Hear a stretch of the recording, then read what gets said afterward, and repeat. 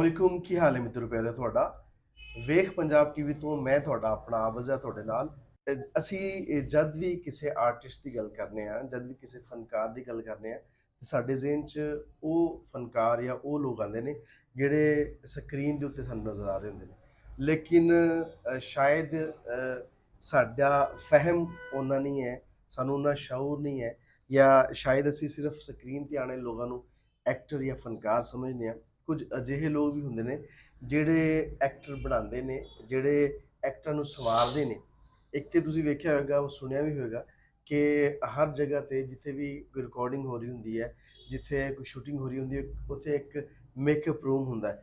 ਉਹਦੇ 'ਚ ਉਹ ਉਹਨਾਂ ਨੂੰ ਤਿਆਰ ਕੀਤਾ ਜਾਂਦਾ ਹੈ ਕਿ ਤੁਸੀਂ ਫਲਾਂ ਕਰੈਕਟਰ ਕਰਨਾ ਹੈ। ਲੇਕਿਨ ਇੱਕ ਆਮ ਜਿਹੜੀ ਰੀਅਲ ਲਾਈਫ ਹੈ ਉਹਦੇ ਵਿੱਚ ਜਿਹੜੇ ਐਕਟਰ ਆਪਣੇ ਆਪ ਨੂੰ ਜਿੱਥੇ ਜਾ ਕੇ ਬਣਾਉਂਦੇ ਨੇ ਜਿੱਥੇ ਸਵਾਰਦੇ ਨੇ ਆਪਦੀ ਲੁੱਕ ਚੇਂਜ ਕਰਦੇ ਨੇ ਜਾਂ ਉਹ ਸਮਝਦੇ ਕਿ ਫਲਾਂ ਜਿਹੜਾ ਬੰਦਾ ਹੈ ਉਹ ਇਸ ਕਾਬਲ ਹੈ ਕਿ ਜਿਹਦੇ ਕੋਲ ਅਸੀਂ ਜਾਈਏ ਔਰ ਆਪਦੀ ਕਟਿੰਗ ਕਰਵਾਈਏ ਆਪਣੇ ਹੋਰ ਵੀ ਟ੍ਰੀਟਮੈਂਟ ਜਿਹੜੇ ਸਕਿਨ ਤੋਂ ਰਿਲੇਟਡ ਨੇ ਉਸ ਬੰਦੇ ਕੋਲ ਜਾਈਏ ਜਿਹੜਾ ਇਸ ਚੀਜ਼ ਦਾ ਇਸ ਫੀਲਡ ਦਾ ਜਾਣੂ ਹੋਵੇ।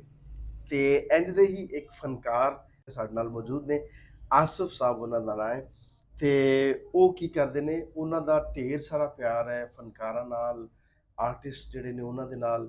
ਤੇ ਤੁਸੀਂ ਇਸ ਜਿਹੜੇ ਅਸੀਂ ਸੈਲੂਨ 'ਚ ਬੈਠੇ ਆ ਇਹਦੇ ਤੋਂ ਤੁਸੀਂ ਅੰਦਾਜ਼ਾ ਲਾ ਸਕਦੇ ਹੋ ਕਿ ਉਹ ਕਿੰਨਾ ਬਾਜ਼ੌਕ ਬੰਦਾ ਹੋਏਗਾ ਉਹਨਾਂ ਦੀ ਚੋਇਸ ਕਿੰਨੀ ਵਧੀਆ ਹੋਏਗੀ ਉਹਨਾਂ ਨੇ ਕਿੰਨਾ ਸੋਹਣਾ ਡਿਜ਼ਾਈਨ ਕੀਤਾ ਹੈ। ਮੈਂ ਇਸ ਤੋਂ ਪਹਿਲੇ ਇਸ ਕਿਸਮ ਦਾ ਸੈਲੂਨ ਦੀ ਡਿਜ਼ਾਈਨਿੰਗ ਨਹੀਂ ਦੇਖੀ ਜਿੰਨਾ ਸੋਹਣਾ ਉਹਨਾਂ ਨੇ ਡਿਜ਼ਾਈਨ ਕੀਤਾ ਹੈ ਤੇ ਮੈਂ ਮਜਬੂਰ ਹੋ ਗਿਆ ਕਿ ਮੈਂ ਉਹਨਾਂ ਦੇ ਨਾਲ ਕੁਝ ਗੱਲਬਾਤ ਕਰਾਂ। ਵਾਲਾਂ ਦੀ ਵੀ ਇੱਕ ਸਾਈਕੀ ਹੁੰਦੀ ਹੈ ਜਿਵੇਂ ਹਰ ਕੋਈ ਵੀ ਡਾਕਟਰ ਹੈ ਉਹ ਥੈਰੇਪੀ ਕਰਦਾ ਹੈ ਇਹਦੀ ਵੀ ਥੈਰੇਪੀ ਹੁੰਦੀ ਹੈ। ਆਹ ਸਾਰੀਆਂ ਨਿੱਕੀਆਂ ਤੇ ਗੁੱਝੀਆਂ ਗੱਲਾਂ ਅਸੀਂ ਉਹਨਾਂ ਦੇ ਨਾਲ ਕਰਾਂਗੇ। अस्सलाम वालेकुम। वालेकुम सलाम। ਕੀ ਹਾਲ ਹੈ ਜੀ ਪਿਆਰੇ? ਵਧੀਆ ਤੁਸੀਂ ਸੁਣਾਓ।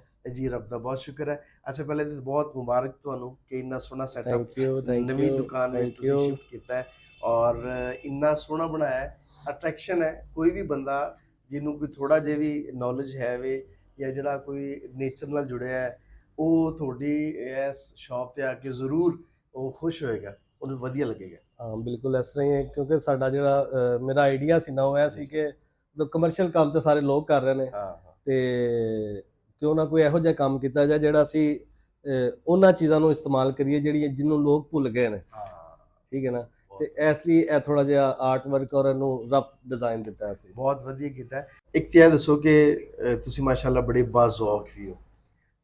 ਤੁਹਾਡੀ ਮਿਊਜ਼ਿਕ ਦੀ ਜਿਹੜੀ ਤੁਹਾਡੀ ਕਲੈਕਸ਼ਨ ਹੈ ਜਾਂ ਮਿਊਜ਼ਿਕ ਦੇ ਨਾਲ ਜਿਹੜਾ ਤੁਹਾਡਾ ਤਾਲੁਕ ਹੈ ਜਿਹੜੀ ਜੁੜਤ ਹੈ ਉਹ ਕਿਵੇਂ ਤੇ ਕਿਦੋਂ ਤੋਂ ਉਹ ਕੀ ਮਾਜਰਾ ਹੈ?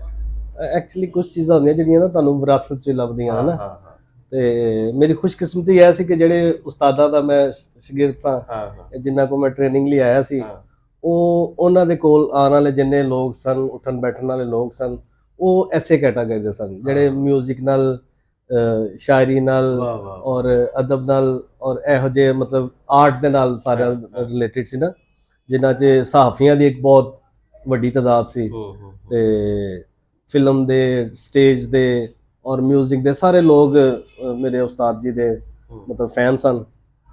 ਤੇ ਉੱਥੇ ਜਦੋਂ ਅਸੀਂ ਮੈਂ ਸਿੱਖਣਾ ਸ਼ੁਰੂ ਕੀਤਾ ਕੰਮ ਉੱਥੇ ਆਇਆ ਤੇ ਉਹਨਾਂ ਲੋਕਾਂ ਨੂੰ ਵੇਖ ਕੇ ਕਿ ਯਾਰ ਇਹ ਕੀ ਹੋ ਰਿਹਾ ਕਿਸ ਤਰ੍ਹਾਂ ਹੋ ਰਿਹਾ ਤੇ ਉਹ ਇੱਕ ਜਿਹੜਾ ਨਾ ਸ਼ੌਰ ਡਿਵੈਲਪ ਹੁੰਦਾ ਗਿਆ ਨਾ ਤੇ ਉਹ ਬਸ ਉਹੀ ਚੀਜ਼ਾਂ ਚੱਲ ਰਹੀਆਂ ਹੁਣ ਤੱਕ। ਵਾਹ ਬਹੁਤ ਵਧੀਆ। ਅੱਛਾ ਕਿਸੇ ਚੀਜ਼ ਨੂੰ ਅਬਜ਼ਰਵ ਕਰ ਲੈਣਾ ਵੀ ਬੜੀ ਵੱਡੀ ਗੱਲ ਹੁੰਦੀ ਹੈ। ਇਹ ਨਾ ਐਕਚੁਅਲੀ ਕੁਝ ਚੀਜ਼ਾਂ ਹੁੰਦੀਆਂ ਜਿਹੜੀਆਂ ਅੰਦਰੋਂ ਹੁੰਦੀਆਂ ਨੇ ਉਹ ਨੇਚਰ ਤੁਹਾਡੇ ਅੰਦਰ ਆਲਰੇਡੀ ਤੁਹਾਡੇ ਜੰਮਣ ਤੇ ਤੁਹਾਨੂੰ ਪਾ ਦਿੰਦੀ ਤੁਹਾਡੇ ਅੰਦਰ ਨਾ ਤੇ ਉਹ ਇਹ ਮਿਊਜ਼ਿਕ ਨੂੰ ਸਮਝਣਾ ਵੀ ਔਰ ਜਾਂ ਕਿਸੇ ਵੀ ਕੰਮ ਨੂੰ ਆਪਣੀ ਬਰੀਕੀ ਦੇ ਨਾਲ ਸਮਝਣਾ ਇਹ ਹਰ ਬੰਦੇ ਦੇ ਵਾਸਤੇ ਗੱਲ ਨਹੀਂ। ਸਹੀ ਕਹਿੰਦੇ।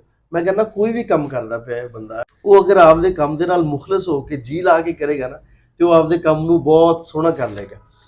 ਤੇ ਅੱਛਾ ਇਹਦੇ 'ਚ ਹੁਣ ਤੱਕ ਕਿੰਨੇ ਆਰਟਿਸਟ ਜਿਹੜੇ ਨੇ ਤੁਹਾਡੇ ਕੋਲੇ ਉਹ ਕੰਮ ਕਰਵਾ ਚੁੱਕੇ ਨੇ ਜਿਹੜੇ ਰੈਗੂਲਰ ਆਉਂਦੇ ਨੇ ਉਹ ਕੋਈ ਨਾਮ ਦੱਸਣਾ ਪਸੰਦ ਕਰੋ? ਬਹੁਤ ਸਾਰੇ ਨੇ ਨਾ ਕਿੰਨਾ ਲੈਣਾ ਸੀ ਬਸ ਆਉਂਦੇ ਨੇ ਬਸ ਗੱਲ ਖਤਮ।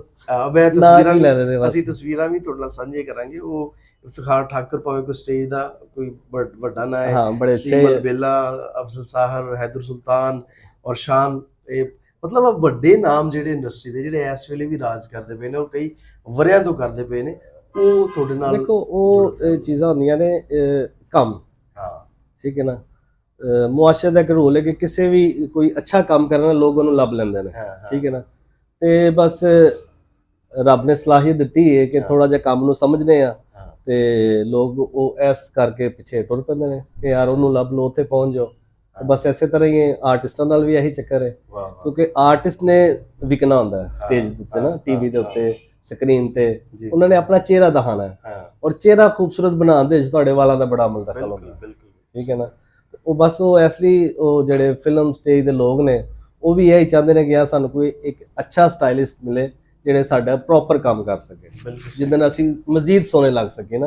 ਤੇ ਬਸ ਇਸੇ ਤਰ੍ਹਾਂ ਹੀ। ਅੱਛਾ ਇੱਕ ਆ ਦੱਸੋ ਆਸਿਫ ਭਾਈ ਕਿ ਵਾਲਾਂ ਦੀ ਵੀ ਕੋਈ ਇਹਦੇ ਅੰਦਰ ਕਿਵੇਂ ਤੁਸੀਂ ਫੀਲ ਕਰਦੇ ਹੋ ਕਿ ਫਲਾਂ ਜਿਹੜਾ ਚਿਹਰਾ ਨਾ ਇਹਦੇ ਤੇ ਇੰਜ ਦੀ ਕਟਿੰਗ ਸੂਟ ਕਰੇਗੀ, ਇੰਜ ਦਾ ਹੇਅਰ ਸਟਾਈਲ ਜਿਹੜਾ ਹੈ ਉਹ ਸੂਟ ਕਰੇਗਾ, ਜਾਂ ਜਦੋਂ ਤੁਸੀਂ ਇਹਨਾਂ ਦੀ ਕਟਿੰਗ ਕਰਦੇ ਹੋ ਤੇ ਕਟਿੰਗ ਕਰਦੇ ਆ ਤੁਹਾਡੇ ਜ਼ਿਹਨ ਦੇ ਵਿੱਚ ਆਉਂਦਾ ਕਿ ਯਾਰ ਇਹਨੂੰ ਇੰਜ ਕਰਨਾ ਚਾਹੀਦਾ, ਇਹਨੂੰ ਇੰਜ ਕਰ ਲੈਣਾ ਚਾਹੀਦਾ, ਕਿਵੇਂ ਚੀਜ਼ਾਂ ਸਮਝਦੇ? ਇਹਦੇ ਚ ਟਿਪੀਕਲੀ 2-4 ਗੱਲਾਂ ਨੇ, ਕੋਈ ਬਹੁਤ ਲੰਬੀ ਚੌੜੀ ਡਿਬੇਟ ਨਹੀਂ ਹੈ। 3-4 ਸ਼ਕਲਾਂ ਹੁੰਦੀਆਂ ਨੇ, ਓਵਲ ਸ਼ੇਪ ਹੈ, ਟ੍ਰਾਇੰਗਲ ਹੈ, ਰਾਉਂਡ ਹੈ, ਲੌਂਗ ਹੈ। ਠੀਕ ਹੈ ਨਾ, ਬਸ ਇਹ 4-5 ਮਤਲਬ ਸ਼ਕਲਾਂ ਨੇ ਜਿਨ੍ਹਾਂ ਨੂੰ ਤੁਸੀਂ ਫੋਕਸ ਕਰਨਾ ਹੈ, ਇਹਨਾਂ ਦੇ ਵਿੱਚ ਤੁਸੀਂ ਖੇਡਣਾ ਹੈ। ਸਹੀ। ਠੀਕ ਹੈ ਨਾ, ਇੱਕ ਬੰਦੇ ਦਾ ਅਗਰ ਓਵਲ ਫੇਸ ਹੈ ਤਾਂ ਉਹਨੂੰ ਤੁਸੀਂ ਕਿਸ ਤਰ੍ਹਾਂ ਮੈਨੇਜ ਕਰਨਾ ਹੈ। ਠੀਕ ਹੈ, ਅਗਰ ਲੌਂਗ ਫੇਸ ਹੈ ਤਾਂ ਉਹਨੂੰ ਕਿਸ ਤਰ੍ਹਾਂ ਮੈਨੇਜ ਕਰਨਾ ਹੈ। ਉਹ ਫਿਰ ਅਗਲੀ ਤੁਹਾਡੀ ਆਪਣੀ ਸਲਾਹੀਅਤ ਹੈ ਕਿ ਤੁਸੀਂ ਉਸ ਕੰਮ ਨੂੰ ਕਿੰਨੀ ਬਰੀਕੀ ਨਾਲ ਸਮਝਦੇ ਹੋ, ਕਿ ਤੁਸੀਂ ਅਗਰ ਕਿਸੇ ਦਾ ਲੰਬਾ ਮੂੰਹ ਹੈ ਤੇ ਉਹਨੂੰ ਤੁਸੀਂ ਕਿਸ ਤਰ੍ਹਾਂ ਮੈਨੇਜ ਕਰ ਸਕਦੇ ਹੋ, ਕਿਸੇ ਦਾ ਚੌੜਾ ਮੂੰਹ ਹੈ ਉਹਨੂੰ ਕਿਸ ਤਰ੍ਹਾਂ ਮੈਨੇਜ ਕਰ ਸਕਦੇ ਹੋ। ਉਹ ਆਪਣੀ ਸਲਾਹੀਅਤ ਦੀ ਗੱਲ ਹੈ। ਬਿਲਕੁਲ ਸਹੀ ਕਹਿੰਦੇ ਹੋ। ਤੇ ਆ ਸਲਾਹੀਅਤ ਵੀ ਜੀ ਕਿਸੇ ਕੋਲ ਹੈ, ਹਰ ਕਿਸੇ ਕੋਲ ਸਲਾਹੀਅਤ ਨਹੀਂ ਹੁੰਦੀ। ਹਾਂ, ਕੁਝ ਲੋਕ ਕੱਲੇ ਵਾਲ ਕੱਟਣਾ ਵੀ ਫਨ ਨਹੀਂ ਹੈ, ਵਾਲ ਕਿਵੇਂ ਕੱਟਣੇ ਨੇ ਇਹ ਫਨ ਹੈ। ਹਾਂ ਸਹੀ ਕਹਿੰਦੇ। ਅੱਛਾ, ਤੇ ਵਾਲ ਜਦੋਂ ਤੁਸੀਂ ਕੱਟ ਰਹੇ ਹੁੰਦੇ, ਅਸੀਂ ਕਿਉਂਕਿ ਪਿੰਡਾਂ ਦੇ ਵਾਸੀ ਰਹੇ ਹਾਂ ਤੇ ਉਹ ਪਿੰਡ ਦੇ ਵਿੱਚ ਜਿਹੜਾ ਕਟਿੰਗ ਕਰਦਾ ਹੁੰਦਾ ਸੀ ਨਾ, ਉਹਦੇ ਕੋਲੇ ਸਾਰੇ ਪਿੰਡ ਦੀਆਂ ਖਬਰਾਂ ਹੁੰਦੀਆਂ ਸੀ, ਔਰ ਬੜਾ ਗੱਲੜ ਬੰਦਾ ਨਹੀਂ ਹੁੰਦਾ, ਜਿਵੇਂ ਉਹਨੇ ਗੱਲ ਨਾਲ ਗੱਲ ਟੋਰੀ ਰੱਖਣੀ ਹੈ, ਗੱਲ ਕੱਢੀ ਰੱਖਣੀ ਹੈ। ਆ ਕੋਈ ਖਾਸ ਤੁਹਾਡੀ ਟ੍ਰੇਨਿੰਗ ਵਿੱਚ ਵੀ ਹੁੰਦਾ ਕਿ ਵੀ ਤੁਸੀਂ ਬੋਰ ਨਹੀਂ ਹੋਣ ਦੇਣਾ? ਟ੍ਰੇਨਿੰਗ ਨਹੀਂ, ਇਹ ਇੱਕ ਫੈਕਟ ਹੈ, ਬਾਰਬਰ ਸ਼ਾਪ ਦਾ ਇੱਕ ਖਾਸ ਫੈਕਟ ਹੈ। ਠੀਕ ਹੈ ਨਾ, ਜਿਹਨੂੰ ਹੁਣ ਮਤਲਬ ਪੂਰੀ ਦੁਨੀਆ 'ਚ ਮਸ਼ਹੂਰ ਇੱਕ ਲਫ਼ਜ਼ ਹੋ ਗਿਆ ਸੈਲੂਨ। ਸੈਲੂਨ ਦਾ ਜਿਹੜਾ ਇੱਕ ਮਤਲਬ ਹੈ ਨਾ, ਉਹ ਬੈਠਕ ਹੈ। ਠੀਕ ਹੈ ਨਾ, ਤੇ ਜਿਹੜੀ ਬੈਠਕ ਹੁੰਦੀ ਨਾ ਉੱਥੇ ਸਾਰੀਆਂ ਚੀਜ਼ਾਂ ਸਾਂਝੀਆਂ ਹੁੰਦੀਆਂ। ਬਿਲਕੁਲ। ਠੀਕ ਹੈ ਨਾ, ਉਹਨੇ ਮਤਲਬ ਇੱਥੇ ਆਉਣ ਵਾਲਾ ਕੋਈ ਬੰਦਾ ਸਾਫੀ ਹੈ, ਕੋਈ ਡਾਕਟਰ ਹੈ, ਕੋਈ ਤਰਹਾਨ ਹੈ, ਕੋਈ ਹੈ, ਤੇ ਉਹ ਹਰ ਬੰਦੇ ਦਾ ਇਲਮ ਜਿਹੜਾ ਉਹ ਸਾਡੇ ਨਾਲ ਸ਼ੇਅਰ ਹੋ ਰਿਹਾ ਹੁੰਦਾ। ਠੀਕ ਹੈ ਨਾ, ਤੇ ਉਹ ਐਸੇ ਕਰਕੇ ਇਹ ਗੱਲ ਮਸ਼ਹੂਰ ਹੈ ਕਿ ਜੀ ਇੱਥੇ ਤੁਹਾਨੂੰ ਹਰ ਖਬਰ ਲੱਭ ਜਾਏਗੀ। ਸਹੀ ਕਹਿੰਦੇ। ਅੱਛਾ, ਇੱਕ ਚੀਜ਼ ਮੈਂ ਹੋਰ ਤੁਹਾਡੇ ਇੱਥੇ ਨਵੀਂ ਵੇਖੀ ਹੈ, ਅਸੀਂ ਆਪਣੇ ਵੇਖਣ ਵਾਲੇ ਨੂੰ ਵਿਖਾਵਾਂਗੇ। ਮੈਂ ਕਿਸੇ ਸੈਲੂਨ ਦੇ ਵਿੱਚ, ਕਿਸੇ ਬਾਰਬਰ ਸ਼ਾਪ ਦੇ ਵਿੱਚ ਕਿਤਾਬਾਂ ਨਹੀਂ ਪਈਆਂ ਵੇਖੀਆਂ ਕਮ ਸੇ ਕਮ। ਉਹ ਤੁਸੀਂ ਪਿੱਛੇ ਕਿਤਾਬਾਂ ਦਾ ਵੀ ਜਿਹੜਾ ਨਾ ਉਹ ਸਿਲੈਕਸ਼ਨ ਤੁਹਾਡੇ ਕੋਲੇ ਪਈ ਹੈ, ਆ ਕਿਵੇਂ ਹੈ? ਮਤਲਬ ਇਹ ਵੀ ਚੀਜ਼ਾਂ ਸਾਨੂੰ ਵਿਰਾਸਤ ਵਿੱਚ ਮਿਲੀਆਂ ਨੇ, ਕਿਉਂਕਿ ਮੇਰੇ ਉਸਤਾਦ ਜਿਹੜੇ ਨੇ ਉਹ ਉਹਨਾਂ ਦਾ ਬੜਾ ਲਗਾਓ ਸੀ ਇਸ ਚੀਜ਼ ਨਾਲ। ਤੇ ਉੱਥੇ ਜਦੋਂ ਕਦੀ ਵਿਹਲਾ ਟਾਈਮ ਮਿਲਣਾ ਤੇ ਬਸ ਅਖਬਾਰ ਨਾਲ ਤੇ ਕਿਤਾਬਾਂ ਨਾਲ, ਬਸ ਇਹ ਹੀ ਸਾਡੀ ਜ਼ਰੂਰਤ ਹੁੰਦੀ ਸੀ ਨਾ, ਕਿ ਅਗਰ ਕੋਈ ਕਲਾਇੰਟ ਨਹੀਂ ਹੈ ਤੇ ਤੁਸੀਂ ਫ੍ਰੀ ਬੈਠੇ ਹੋ ਤੇ ਜਾਂ ਤੇ ਉਸਤਾਦ ਨੇ ਅਖਬਾਰ ਫੜਾ ਦੇਣਾ ਕਿ ਅਖਬਾਰ ਪੜ੍ਹੋ, ਜਾਂ ਕੋਈ ਕਿਤਾਬ ਫੜਾ ਦੇਣੀ ਕਿ ਕਿਤਾਬ ਪੜ੍ਹੋ। ਤੇ ਉਦੋਂ ਦਾ ਹੀ ਬਸ ਸ਼ੌਕ ਹੈ। ਬੜੀ ਗੱਲ ਹੈ। ਤੇ ਉਹ ਤੁਹਾਡੇ ਕੋਲੇ ਹੁਣ ਜਿਹੜੇ ਤੁਹਾਡੇ ਕੋਲੇ ਬੱਚੇ ਕੰਮ ਕਰਦੇ ਨੇ ਜਾਂ ਸਿੱਖਦੇ ਨੇ, ਤੁਸੀਂ ਅੱਗੇ ਆਹ ਚੀਜ਼ਾਂ ਉਹਨਾਂ ਵਿੱਚ ਵੀ ਦੇਖ ਰਹੇ ਹੋ? ਬਿਲਕੁਲ ਬਿਲਕੁਲ ਫਾਰਵਰਡ ਕਰਦੇ ਹੋ ਉਹਨਾਂ ਵਿੱਚ? ਮੇਰੀ 100% ਕੋਸ਼ਿਸ਼ ਹੁੰਦੀ ਹੈ ਕਿ ਜਿਹੜਾ ਬੱਚਾ ਮੇਰੇ ਕੋਲ ਆ ਰਿਹਾ ਉਹਨੂੰ ਸਵਾਏ ਕੰਮ ਤੋਂ ਇਲਾਵਾ ਹੋਰ ਵੀ ਚੀਜ਼ਾਂ ਸਿਖਾਈਆਂ ਜਾਣ ਕਿ ਦੁਨੀਆਦਾਰੀ ਦੇ ਵਿੱਚ ਤੁਸੀਂ ਸਰਵਾਈਵ ਕਿਵੇਂ ਕਰਨਾ ਹੈ। ਔਰ ਸਰਵਾਈਵ ਕਰਨ ਲਈ ਤੁਹਾਡੇ ਕੋਲ ਇਲਮ ਦਾ ਹੋਣਾ ਬਹੁਤ ਜ਼ਰੂਰੀ ਹੈ। ਉਹ ਜ਼ਰੂਰੀ ਨਹੀਂ ਕਿ ਇਕੱਲਾ ਤੁਸੀਂ ਵਾਲ ਕੱਟਣ ਦਾ ਇਲਮ ਹਾਸਲ ਕਰਨਾ, ਦੁਨੀਆਦਾਰੀ ਦਾ ਇਲਮ ਜਿਹੜਾ ਨਾ ਉਹ ਬਹੁਤ ਜ਼ਰੂਰੀ ਹੈ। ਬਹੁਤ ਵੱਡੀ ਗੱਲ, ਬਹੁਤ ਸੋਹਣੀ ਗੱਲ ਹੈ। ਅੱਛਾ, ਤੇ ਇਹ ਦੱਸੋ ਕਿ ਮਿਊਜ਼ਿਕ ਦੇ ਨਾਲ ਜਿਹੜਾ ਤੁਹਾਡਾ ਜੁੜਤ ਹੈ, ਮਿਊਜ਼ਿਕ ਨੂੰ ਸਿੱਖਿਆ ਹੈ ਕਿਤੋਂ, ਜਾਂ ਮਿਊਜ਼ਿਕ ਕਿਵੇਂ ਦਿਲ ਕਰਦਾ ਯਾਰ ਕਿ ਆ ਫਲਾਂ ਬੰਦਾ ਨਾ, ਤੁਸੀਂ ਸੁਰਾਂ ਨੂੰ ਵੀ ਜਾਣਦੇ ਪਛਾਣਦੇ? ਮਿਊਜ਼ਿਕ ਦੇ ਬਾਰੇ ਮੈਂ ਤੁਹਾਨੂੰ ਮੁਖਤਸਰ ਇੱਕ ਗੱਲ ਦੱਸ ਦਿੰਦਾ ਕਿ ਜੇ ਮੈਂ ਇਸ ਕੰਮ 'ਚ ਨਾ ਹੁੰਦਾ ਤੇ ਫਿਰ ਮੈਂ ਉਸ ਕੰਮ 'ਚ ਹੋਣਾ ਸੀ। ਵਾਹ ਵਾਹ, ਮਿਊਜ਼ਿਕ ਨਾਲ ਇੰਨਾ ਲਗਾਓ ਹੈ। ਕੀ ਬਾਤ। ਜੇ ਮੈਂ ਇਸ ਕੰਮ 'ਚ ਨਾ ਹੁੰਦਾ ਫਿਰ ਮੈਂ ਮਿਊਜ਼ਿਕ 'ਚ ਹੋਣਾ ਸੀ। ਵਾਹ ਵਾਹ, ਉਸ ਤੋਂ ਇਲਾਵਾ ਮੈਂ ਕੋਈ ਤੀਸਰਾ ਕੰਮ ਨਹੀਂ ਕਰਦਾ। ਕੀ ਬਾਤ। ਤੇ ਮੈਨੂੰ ਤੇ ਪਤਾ ਲੱਗਿਆ ਕਿ ਕੋਈ ਮਾਡਲਿੰਗ ਸ਼ਾਡਲਿੰਗ ਦਾ ਵੀ ਸ਼ੌਕ ਹੈ ਨਾ? ਹਾਂ, ਅਰਲੀ ਜਵਾਨ ਤੇ ਹਜੇ ਵੀ ਮਾਸ਼ਾਅੱਲਾ ਅਰਲੀ ਏਜ ਦੇ ਵਿੱਚ ਹਾਂਜੀ ਮੈਂ ਕੀਤਾ ਹੈ, ਟੀਵੀ ਕੀਤਾ ਹੈ ਔਰ ਫੈਸ਼ਨ ਸ਼ੋਜ਼ ਕੀਤੇ ਨੇ, ਮਾਡਲਿੰਗ ਕੀਤੀ ਹੈ। ਤੇ ਉਹ ਹੁਣ ਤੁਹਾਡਾ ਦਿਲ ਨਹੀਂ ਕਰਦਾ ਕਿ ਹੁਣ ਵੀ ਯਾਰ ਸਕਰੀਨ ਤੇ ਹੋਣਾ ਚਾਹੀਦਾ ਹੈ, ਇਹਨੂੰ ਵਾਈਂਡ ਅਪ ਕਰੀਏ ਜਾਂ ਉਹ ਠੀਕ ਹੈ ਕੰਮ? ਨਹੀਂ, ਬਿਹਾਈਂਡ ਸਕਰੀਨ ਜ਼ਿਆਦਾ ਮਜ਼ਾ ਆਉਂਦਾ। ਅੱਛਾ, ਬਣਾਉਣ ਚ, ਤਿਆਰ ਕਰਨ ਚ, ਤਿਆਰ ਕਰਨ ਚ ਜ਼ਿਆਦਾ ਮਜ਼ਾ। ਤਿਆਰੀ ਚ ਜ਼ਿਆਦਾ ਮਜ਼ਾ ਹੈ। ਸਹੀ ਹੈ। ਤੇ ਆਪਦੀ ਲਾਈਫ ਦੇ ਵਿੱਚ ਹੁਣ ਤੱਕ ਤੁਸੀਂ ਇਸ ਕੰਮ ਦੇ ਵਿੱਚੋਂ ਕੀ ਅਚੀਵ ਕੀਤਾ ਹੈ? ਦੱਸਣਾ ਮਕਸਦ ਆ ਵੇ ਸਾਡੇ ਵੇਖਣ ਵਾਲਿਆਂ ਨੂੰ ਵੀ ਕਿ ਜਿਵੇਂ ਅਸੀਂ ਕਹਿੰਦੇ ਨਾ ਕਿ ਉਹ ਇੱਕ ਬੜਾ ਮਸ਼ਹੂਰ ਫਿਕਰ ਕਿ ਕੋਈ ਵੀ ਕੰਮ ਛੋਟਾ ਜਾਂ ਵੱਡਾ ਨਹੀਂ ਹੁੰਦਾ, ਤੁਸੀਂ ਕੰਮ ਨਾਲ ਕਿੰਨੇ ਮੁਖਲਸ ਹੋ ਆ ਮੈਟਰ ਕਰਦਾ ਹੈ। ਤੁਸੀਂ ਆਪਦੇ ਕੰਮ 'ਚ ਆਪਦਾ ਨਾਮ ਬਣਾ ਲੈਂਦੇ ਹੋ, ਤੇ ਤੁਸੀਂ ਜਿਵੇਂ ਇੱਥੇ ਨਾਮ ਬਣਾਇਆ, ਲਾਹੌਰ ਇੱਕ ਆਰਟਿਸਟਾਂ ਦਾ ਗੜ੍ਹ ਹੈ, ਇੱਥੇ ਹਰ ਤਰ੍ਹਾਂ ਦੇ ਸਰ ਮੋਹਰ ਹੀ ਇੱਥੇ ਲੱਗਦੀ ਹੈ। ਹਾਂ ਬਿਲਕੁਲ।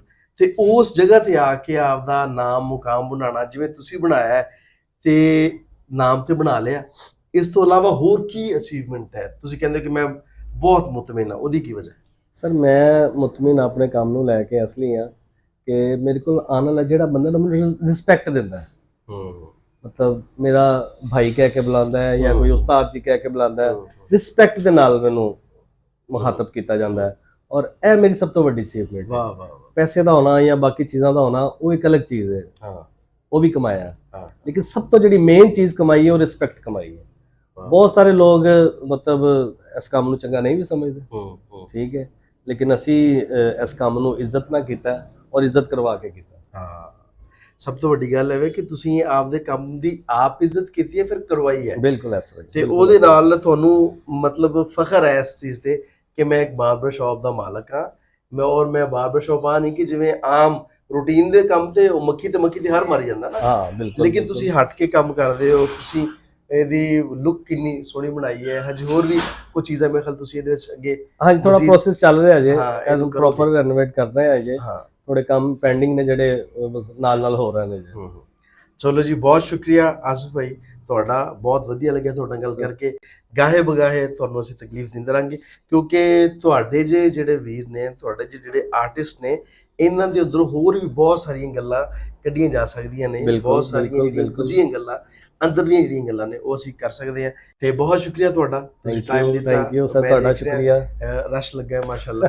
ਤੇ ਇਨਸ਼ਾਅੱਲਾ ਫਿਰ ਕਿਸੇ ਨੇ ਜ਼ਰੂਰ ਜੀ। ਮਿੱਤਰੋ ਪਿਆਰਿਓ, ਅੱਜ ਅਸੀਂ ਤੁਹਾਡੀ ਮੁਲਾਕਾਤ ਕਰਾਈਏ ਇੱਕ ਬਾਰਬਰ ਦੇ ਨਾਲ, ਇੱਕ ਅਜਿਹਾ ਬਾਰਬਰ ਜਿਹੜਾ ਖੁਦ ਵੀ ਆਰਟਿਸਟ ਹੈ। ਆਰਟਿਸਟ ਜਿੰਨੇ ਵੀ ਲੋਕ ਨੇ ਉਹ ਇਹਦੇ ਕੋਲੇ ਆਣ ਕੇ ਖੁਸ਼ੀ ਮਹਿਸੂਸ ਕਰਦੇ ਨੇ ਔਰ ਦੇਰ ਤੱਕ ਬੈਠੇ ਰਹਿੰਦੇ ਨੇ। ਆਰਟਿਸਟ ਕੋਲੇ ਸਾਨੂੰ ਬੈਠਣਾ ਚੰਗਾ ਲੱਗਦਾ ਹੁੰਦਾ ਹੈ, ਇਸ ਕਹਿੰਦੇ ਯਾਰ ਕਿ ਫਲਾਂ ਫਨਕਾਰ ਇਹਦੇ ਕੋਲੇ ਯਾਰ ਕੋਈ 2 4 5 ਮਿੰਟ ਬੈਠ ਜਾਈਏ। ਆਰਟਿਸਟ ਜਿਹਦੇ ਕੋਲੇ ਆ ਕੇ ਚੰਗਾ ਫੀਲ ਕਰਦੇ ਨੇ, ਉਹ ਆ ਬੰਦਾ ਹੈ। ਜੀ ਮਿੱਤਰੋ ਪਿਆਰਿਓ, ਇਹਦੇ ਨਾਲ ਹੀ ਅੱਜ ਦੇ ਪ੍ਰੋਗਰਾਮ ਨੂੰ ਮੁਕਾਉਂਦੇ ਹਾਂ। ਉਮੀਦ ਕਰਨੇ ਆ ਤੁਹਾਨੂੰ ਅੱਜ ਦੀ ਵੀਡੀਓ ਬਹੁਤ ਵਧੀਆ ਲੱਗੀ ਹੋਏਗੀ। ਜੇ ਵਧੀਆ ਲੱਗੀ ਹੈ ਤੇ ਕਮੈਂਟ ਬਾਕਸ ਵਿੱਚ ਜ਼ਰੂਰ ਦੱਸਿਆ ਜੀ। ਆਪਣਾ ਤੇ ਆਪਣੇ ਆਲੇ ਦੁਆਲੇ ਦਾ ਰੱਖਿਆ ਜੀ ਢੇਰ ਸਾਰਾ ਖਿਆਲ। ਮੇਰਾ ਪਿਆਰ, ਮੇਰੀਆਂ ਮੁਹੱਬਤਾਂ ਤੁਹਾਡੇ ਸਾਰਿਆਂ ਦੇ ਨਾਲ। ਜਿਉਂਦੇ ਵਸੋ ਤੇ ਖਿੜਖਿੜ ਹੱਸੋ। ਰੱਬ ਰੱਖਾ।